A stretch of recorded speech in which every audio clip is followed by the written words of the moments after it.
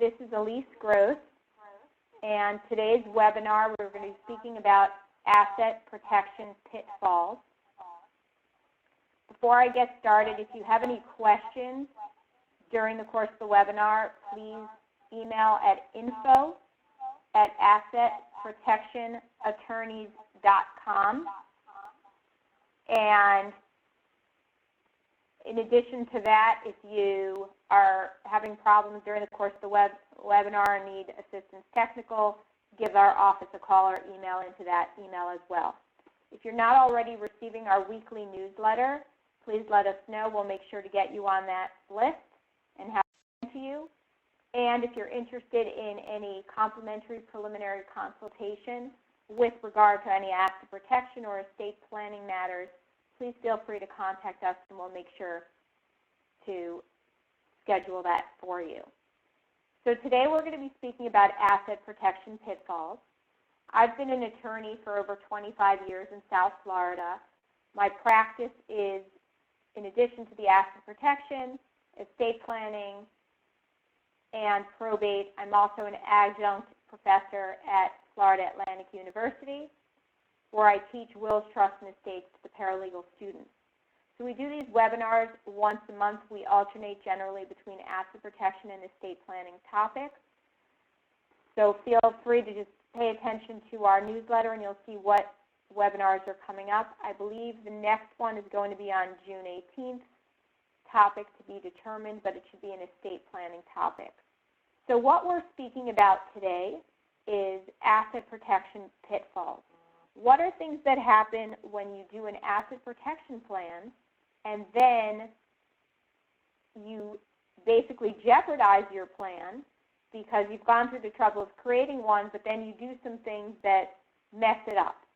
So the key is if you're going to do something, you might as well make sure that you continue doing it right so that it works for you, because otherwise you wasted your money. So some of the things that we're talking about are disrespecting the asset protection structure, compliance that's required and recommended, the different agreements that go along with the different entities, and we're not going to talk deeply into the agreements today. We're just going to talk about the importance of having them. Fraudulent transfers, the lack of funding, meaning, you have a structure, did you actually put anything into it? And then we're going to talk a little bit about some tax compliance, not details of taxes per se, but what are things that you need to do to make sure that you're in tax compliance. So let's start with disrespecting your asset protection structure. So let's say you go and you put together this structure, whether it's, putting together LLCs or limited partnerships or corporations or certain types of trusts and different types of limited partnerships, whether it's a triple LP or a double LP or there's lots of different types of entities that you can create for asset protection. But if you create them, you need to make sure that you're keeping things separate. So what do I mean by that?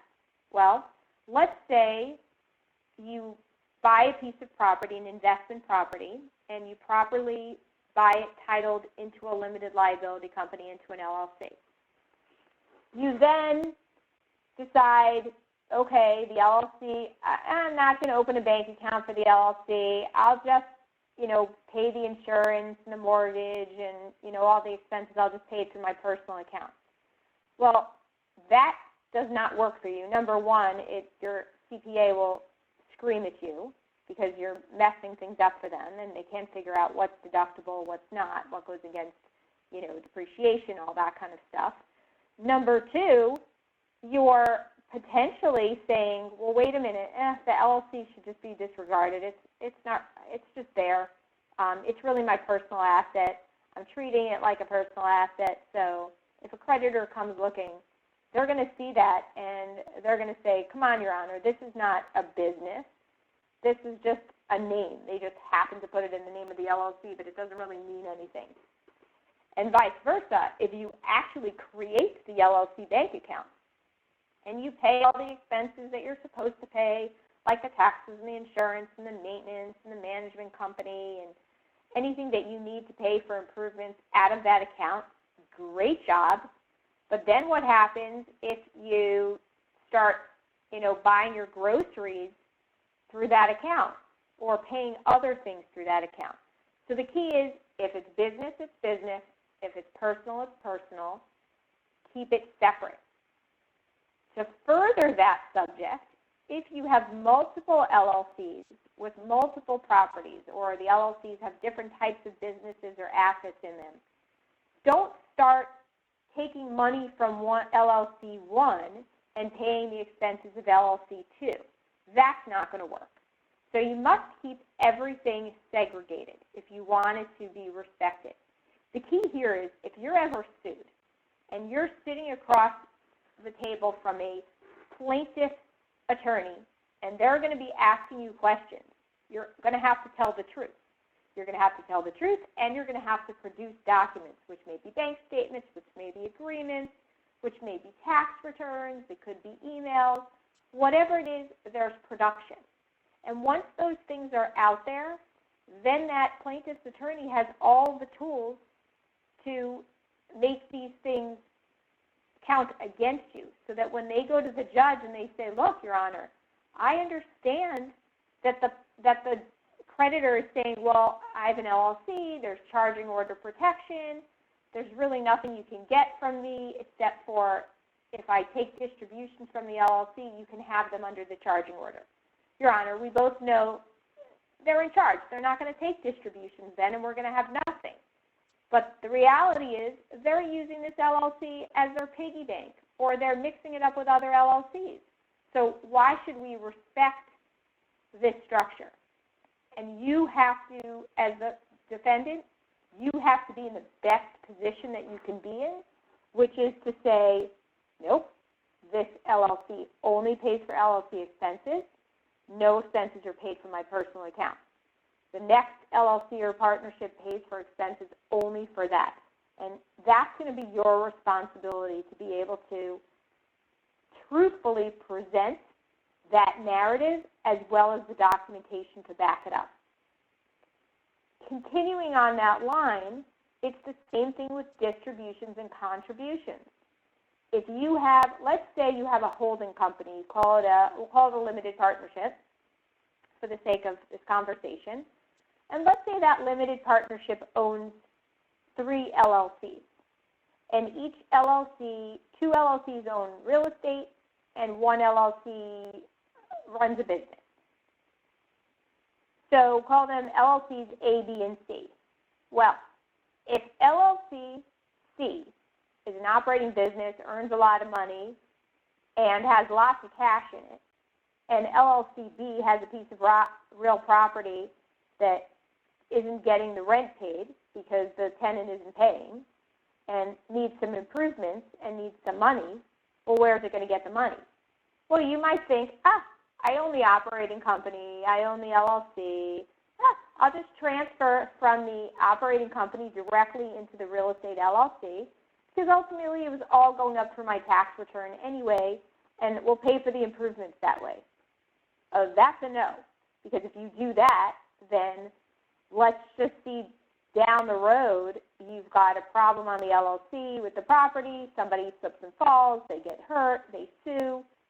They could go back and say, well, wait a minute, why was Company C, an operating company, giving money to Company B? Maybe we need to bring Company C into the lawsuit. You could potentially make things vulnerable for your operating company. So you never want to do that. What you would do instead is you would take money from OpCo, from LLC number C, you would move it up into the holding company, the partnership, and then the partnership can contribute the money back or loan the money back into the property LLC. And that way you're doing things the proper way, because you're only transferring money between companies that are connected. Now, let's say you make a mistake and you accidentally put money in from the OpCo into the real estate LLC. Is it tragic? It's not good. It could look bad, But if you quickly catch that error and you document it with a promissory note between the companies and you actually pay the money back, probably best would be with at least AFR, with applicable federal rate, the lowest interest that could be charged, then you've got a good narrative. And the narrative would be it was a loan. It wasn't, we didn't just commingle money and move money from one company to the other. It was a loan. So if you make a mistake, clean it up that way, and then that looks a lot better. So contribution and distribution channels, draw yourself a diagram, put arrows with what owns what, and you should never transfer money other than with a legitimate loan document between companies that are not connected by that arrow. Next thing that we see often as an issue is you go so far as to create the company, you create an LLC, you create the partnership, you create a corporation, but you've got no documentation. All you've got is the articles of incorporation or the articles of organization or the certificate of partnership. That's all you've got. That's what's filed with the state. Okay, well, that's a good start, but without actually having a signed agreement. So not just signed, but you actually have to have a real agreement in place for that company. And that agreement, beyond the scope of today's webinar, should have some very good clauses in it, very good act protection clauses, and I wouldn't be jumping to get one of those 6-page LegalZoom LLC agreements because, as you'll see later on, number one, they're usually member managed, which we're not big fans of, but on top of that, they usually don't have really great language in it. But if it's the best you've got, at least you could say you have an LLC agreement. So it's better than zero, but I wouldn't say it's much better than zero. So you want to make sure to have a real proper operating agreement. Make sure it's signed. Don't just have the shell of the agreement with blanks in it, because when you get one from, if you go through one of those corporate companies to form things, it's great, it's quick and easy, they send you a book, wonderful, but half the stuff is usually not filled out. So when you go to look at the corporate book or the LLC book, there's nothing filled out. There's so many blanks in it, and when there are blanks in an agreement, it's not a completed agreement. So even if you've signed the agreement, it might not be such a valid agreement because there's too many holes in it. So go through your paperwork. Make sure everything is filled out. Make sure everything is signed. Make sure it's signed correctly. So what do I mean by signed correctly? If you are owning your LLC through a partnership, well, then you personally are not going to sign that LLC agreement as member. The partnership signs as member.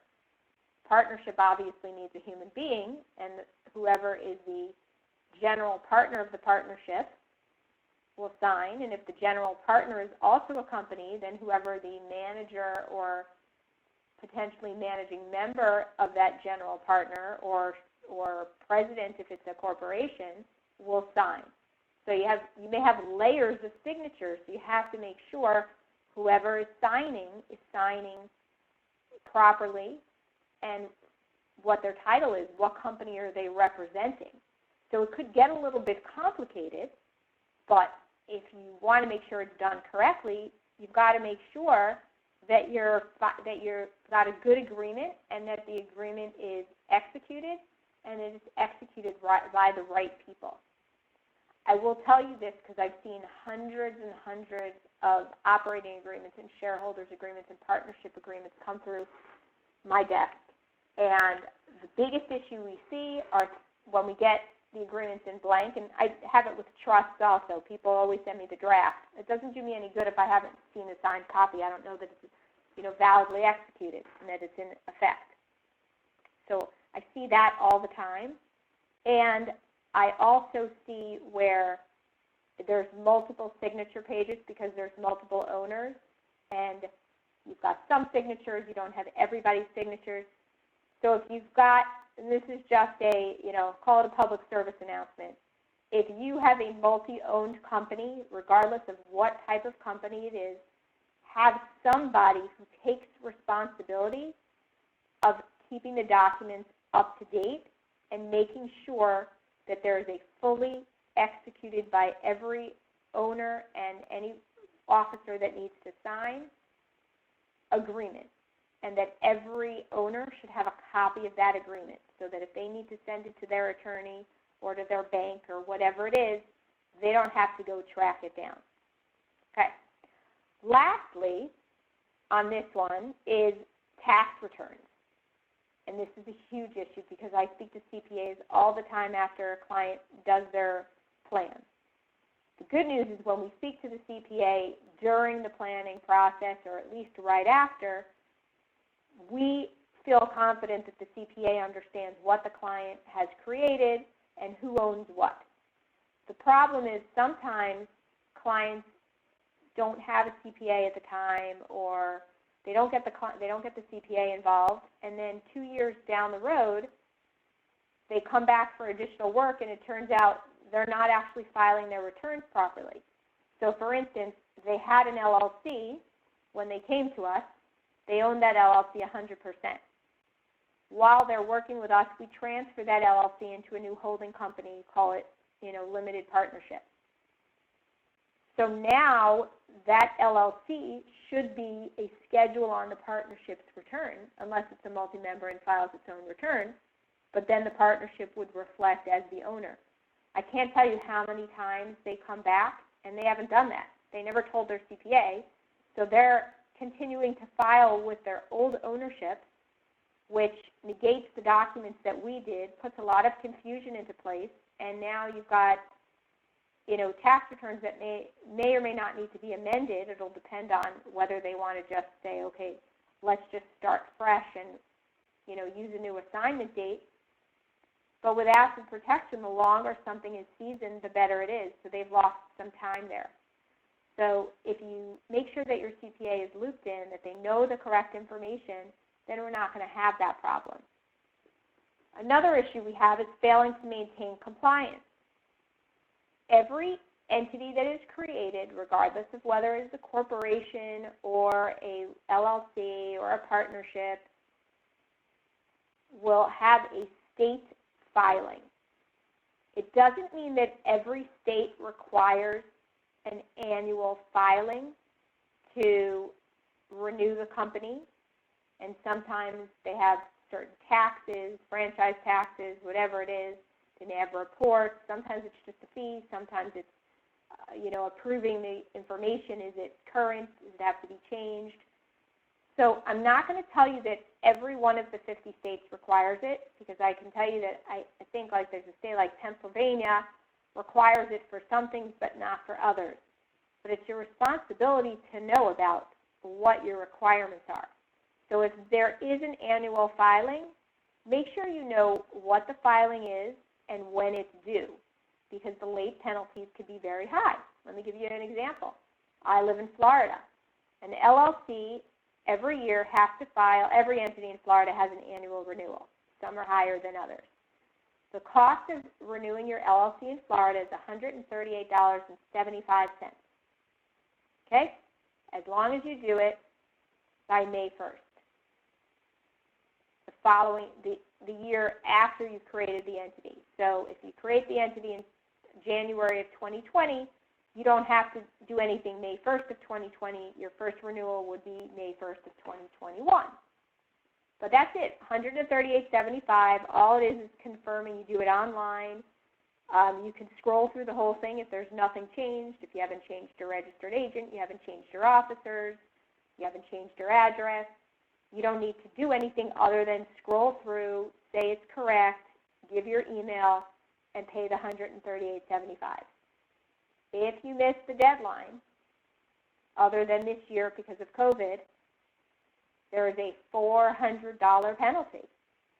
So that $138.75 is going to cost you $538.75.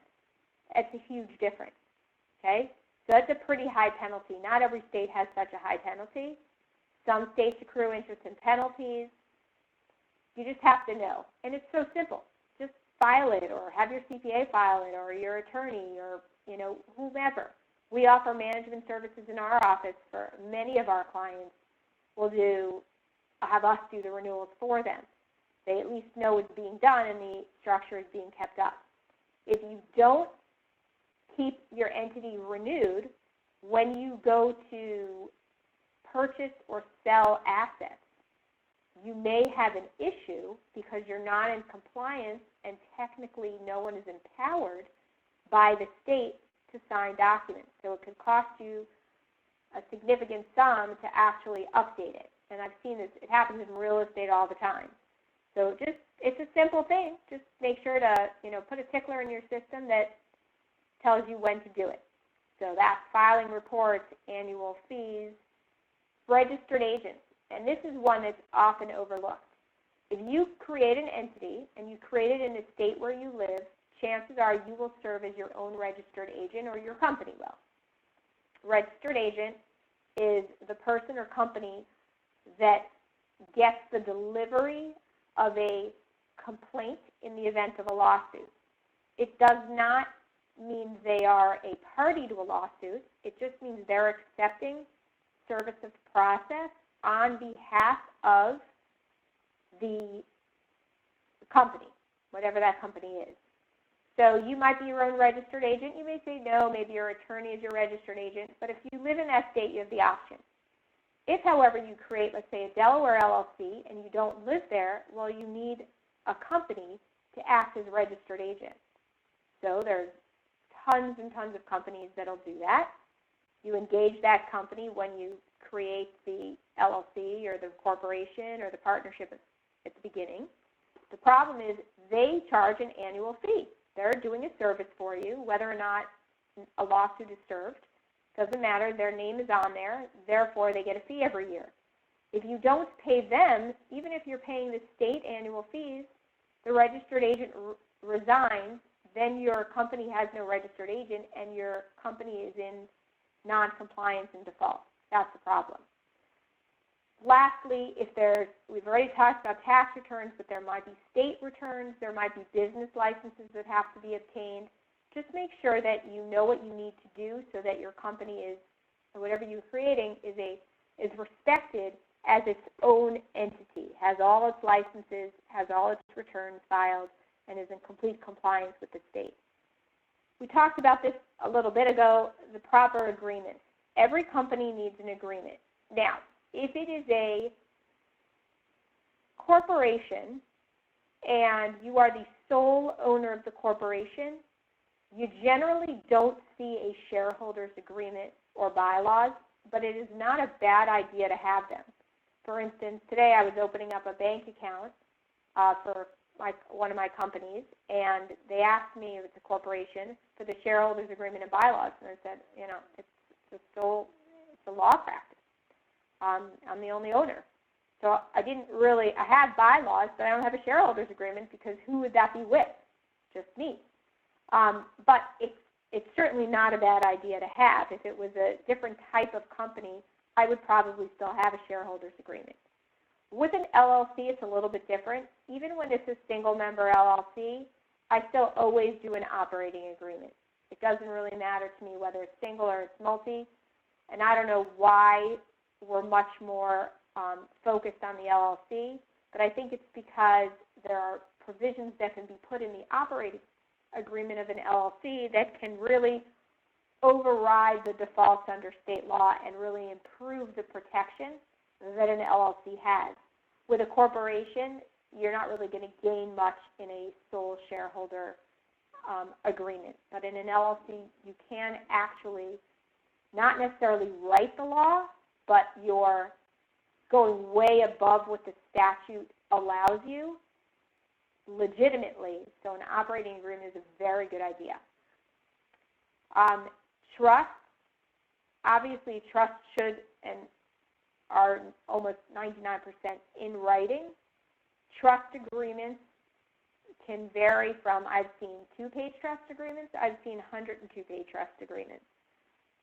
Somewhere in between is a good number. A lot of times the extra pages on the trust are really just extra words that are elaborating on things that it's not necessary to elaborate on.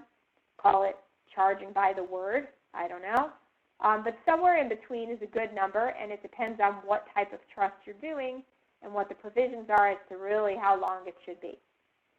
So you'll generally see a good trust for a single-person revocable trust is going to be anywhere from 10 to 30 pages. A joint trust for a husband and wife is going to be somewhere between, let's say, 15 and 40 pages, and then irrevocable trust might be a lot longer. It really just depends. But it's important to always have a good, solid agreement, and these agreements, by the way, should be reviewed periodically in order to make sure that there's nothing new. So they just changed this, they just created the Secure Act in January 1 of 2020 that affects IRAs, and that should require you to relook at your trust agreements to see what the IRA language is in your trust agreement, because it could be deeply affected. Intercompany agreements, that would be if you've got a real estate LLC and then you have multiple real estate LLCs, so you decide for simplicity purposes you want to have one company that's managing the LLCs and taking in all the rents and paying, property managers. You've got to have at least some, so it doesn't have to be a complicated agreement, but there should be an agreement between the real estate LLCs, the holding companies, and the management company. There should be, if your company is renting or occupying a building that is owned by a separate LLC, so the operating company doesn't own the real estate, which is the best way to go, then you need a lease, a good lease between the companies. So between the real estate holding company and the operating company, you should have a valid market rate lease, or at least somewhere close to it so it's totally defensible.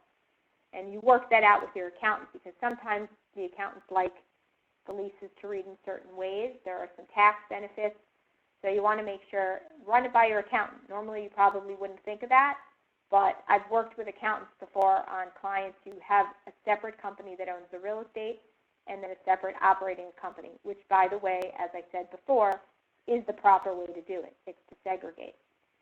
If you have equipment owned in one company and your operating company is using that equipment, have an agreement, a written agreement between the two that allows OpCo to rent the equipment from the leaseco at a fee, and money should change hands, and there should be, if it's not, then it should be invoicing, something. You need to create the records.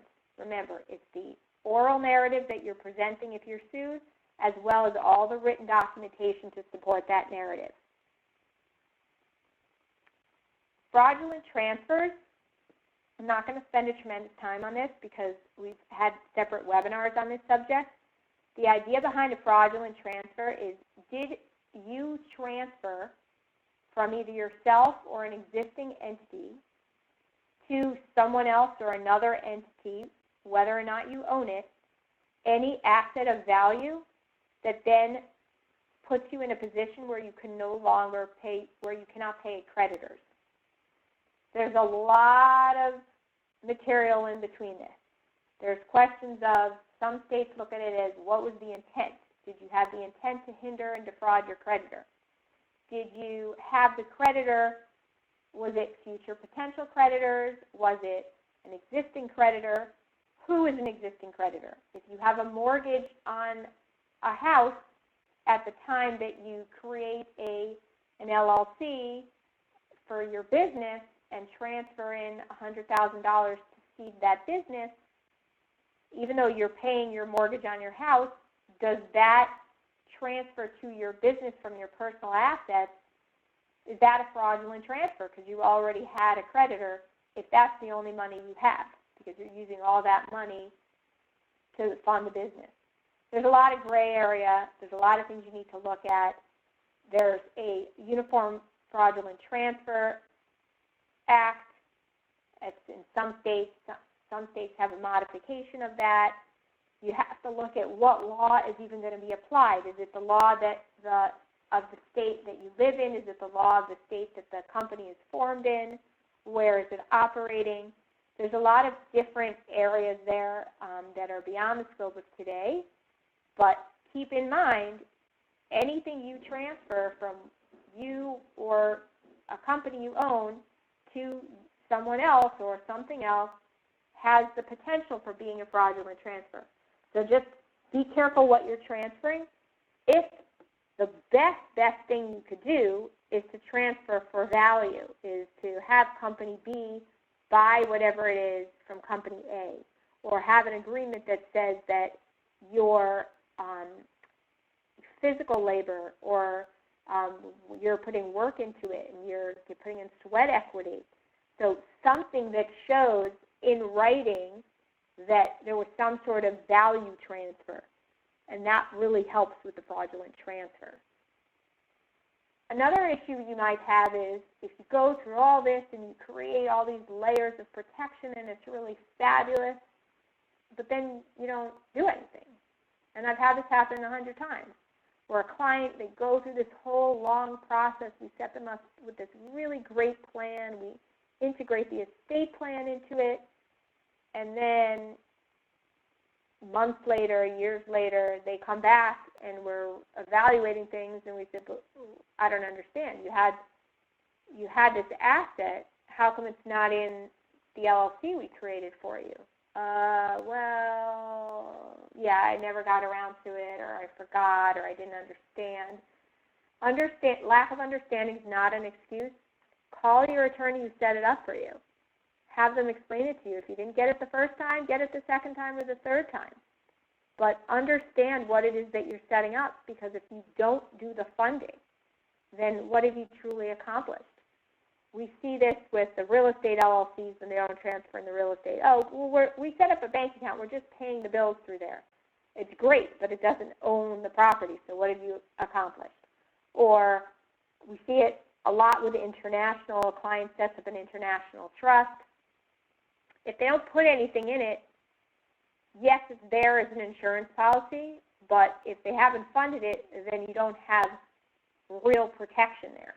So the best thing to do is to fund it, set up your bank account, and at least have a place so that you have a place to put your assets. It's already in play.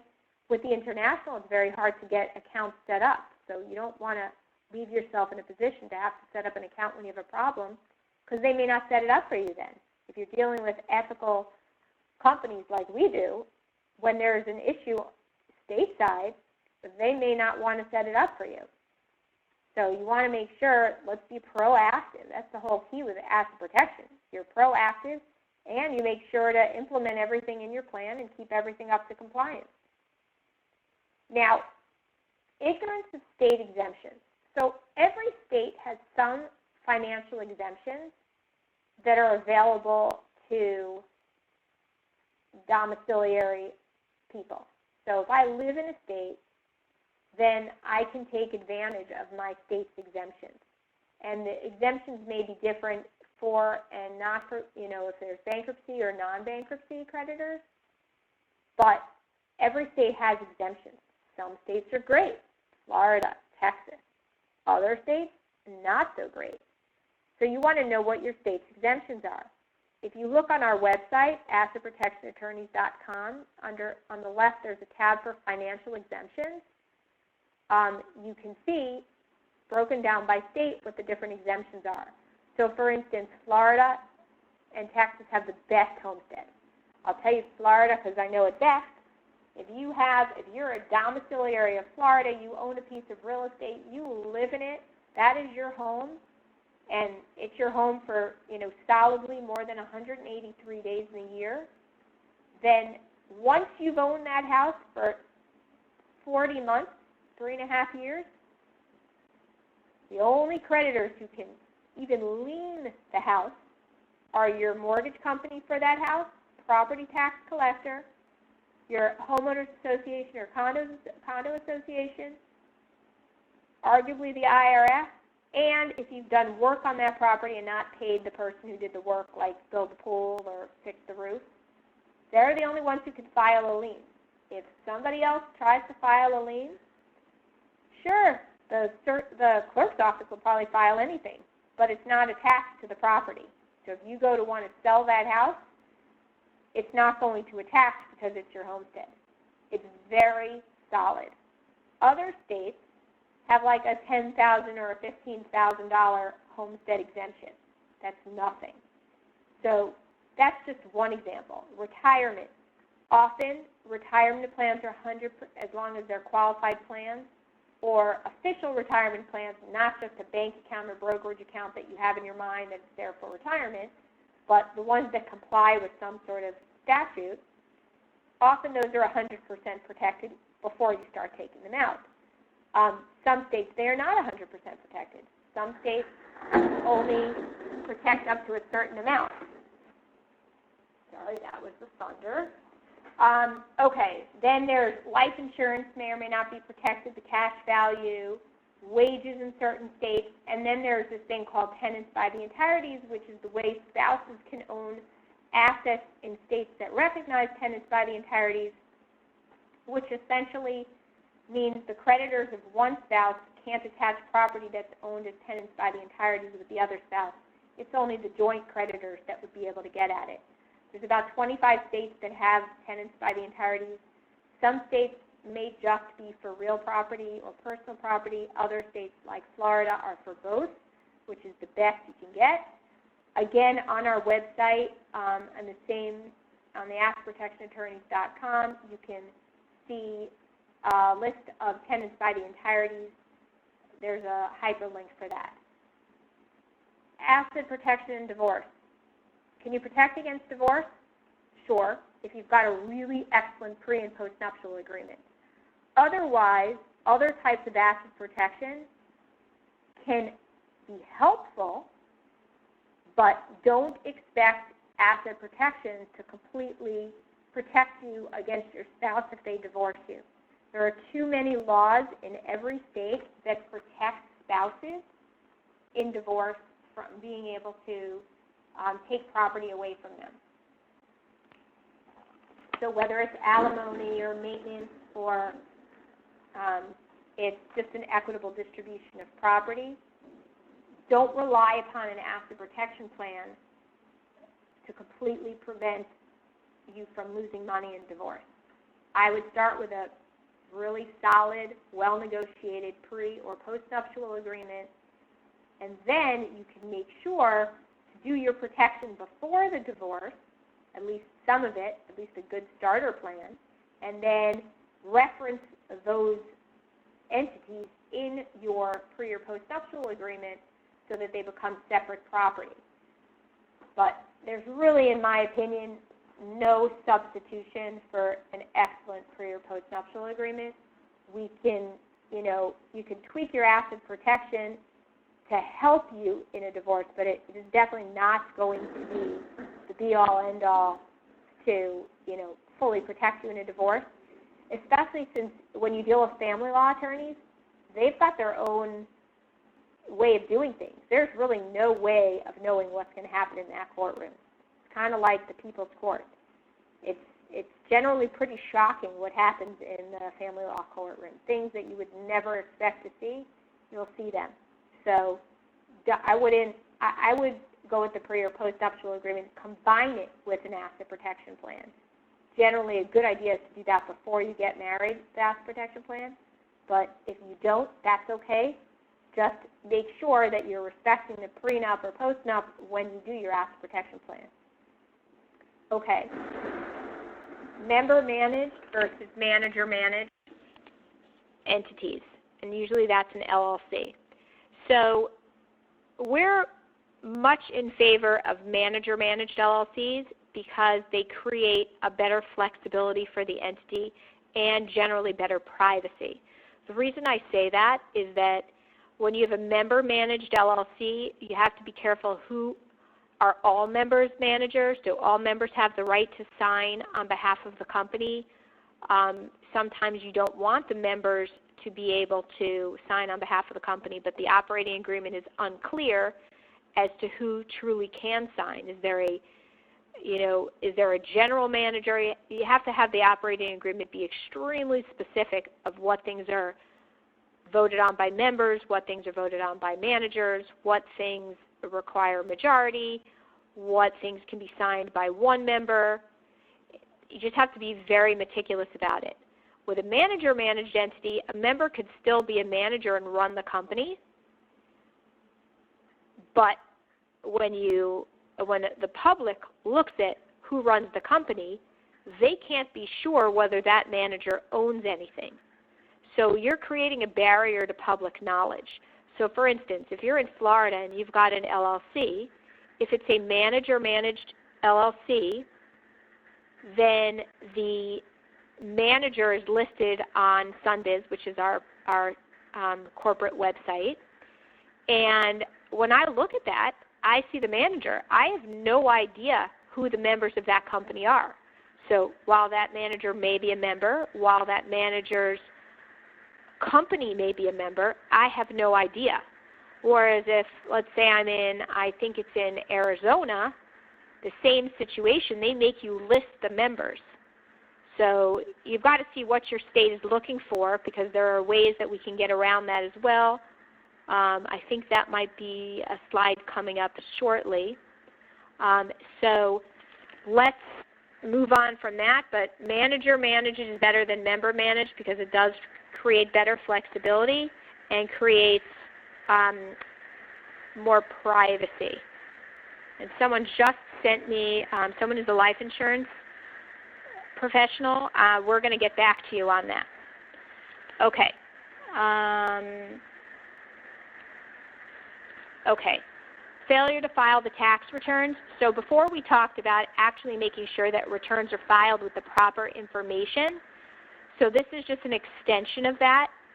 Make sure returns are filed. If you've created a company, make sure that it's either being filed, or if it's a disregarded entity, that it's showing up on a schedule for the holding company's return. Make sure your CPA has all the proper information as to who owns what, if there's been a reapportionment of ownership, or you've assigned an interest to somebody else or to another company. Make sure they have all the proper up-to-date information, as well as all tax ID numbers. Anything that you're not in compliance with could potentially work against you when you get sued, if you get sued. Okay, and I'm sorry about the rain behind us. Breaching fiduciary duty where there's multiple owner entities. When you have an entity that's owned by multiple people, if it's if you have partners, and I'm not really talking about if you have minority interests that are close friends or family, because that one is usually not a problem. But let's say you have a company that's owned with multiple owners. It's a arm's length business partners. You have to make sure that when you transfer anything into another ownership, meaning let's say you own the company in your own name and now you want to transfer it into a holding company, make sure that your partners are fully aware of it and that they're okay with it and it's not in violation of the agreement. Also, if you're the one running the company, you have to make sure that you're doing contributions and distributions properly. It may be required that it's proportional. Depends on what kind of company it is. Depends on what the agreement says. But you never want to treat yourself better than somebody else, because that can come back and hurt you.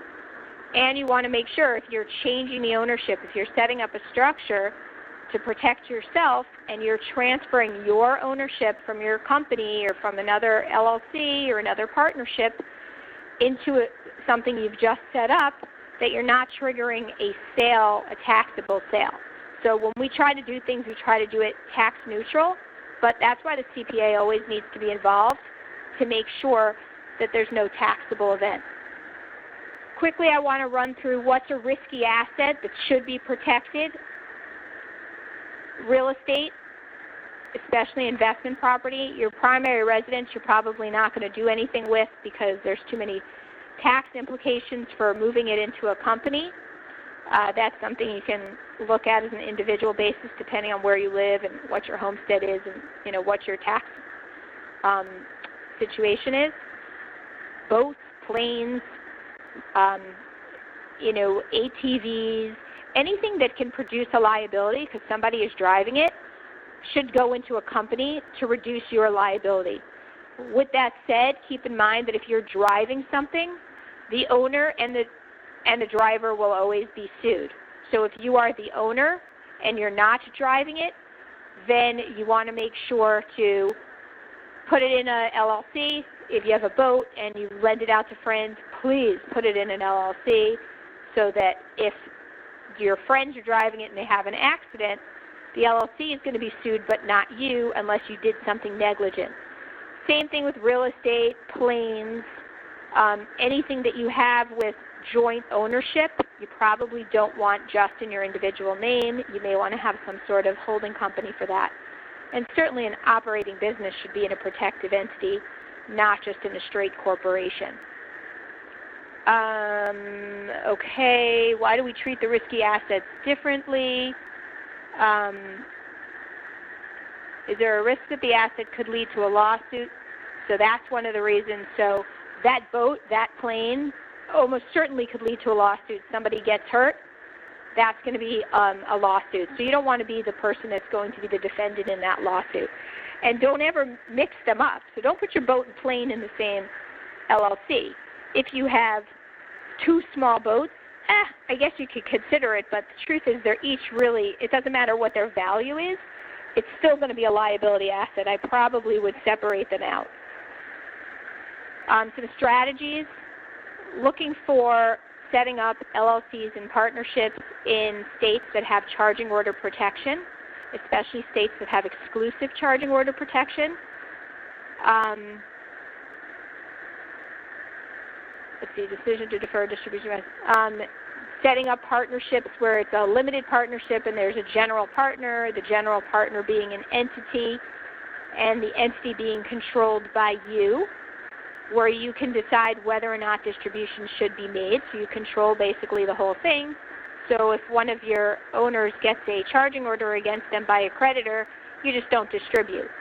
And then you must integrate anything you do, just integrate it with your existing estate planning, your trusts, or whatever it is. Okay, we are running out of time, so let me just quickly run through two more slides.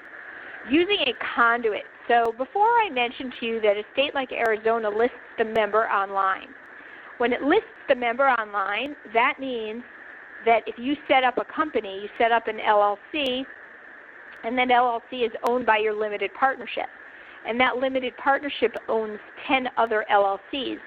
I don't really want to advertise to the world that there's a limited partnership that owns that LLC. So what I might consider doing is setting up a company in between my limited partnership and the real estate LLC or the operating company LLC or the boat LLC, because then what I do is I list that intermediary company or that conduit online on the Arizona website that says who the member is.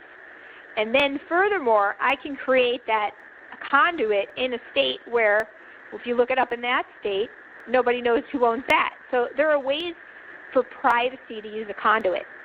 Another reason to use a conduit is if you have an operating company with another owner and you want to make sure that that owner can't sue your holding company, your limited partnership or other LLC or whatever it is, you want to have a company in between, the conduit, that owns your share of that company with your partner, of that operating company. So you want to keep yourself from visibility, and you want to keep yourself from, whatever the company is that holds all the assets from being sued. And lastly, make sure insurance is a great thing. It doesn't matter how good an asset protection plan you have. Insurance is always the best first line of defense. We're fully in favor of insurance. So get as much insurance as you're comfortable getting and willing to pay for. It's basically cheap protection in the end of the day. But make sure that the insurance is insuring the right parties. Is it insuring the entities You may or may not need to list yourself as an owner as an additional insured, but make sure the insurance matches the ownership. So if I have a property that's now going to be owned in an LLC, the LLC needs to have insurance. It may cost a little more, but you've got to do it, because otherwise, at the end of the day, if that LLC gets sued because it owns the property and you're personally insured, you have no insurance on that property. Keep a separate bank account. Make sure you're in full state compliance with the IRS as well. And this is just kind of a recap. So thank you, everybody, for joining us today. And if you have any questions, feel free to email them to us at info@assetprotectionattorneys.com. Stay tuned for the next webinar, which I believe is June 18th. And if you have any suggestions for webinar topics on either asset protection or estate planning, if there's anything you want to hear more about, I've been doing this for many, many years, so topics are always welcome. Thank you so much for joining us today, and have a good rest of the day.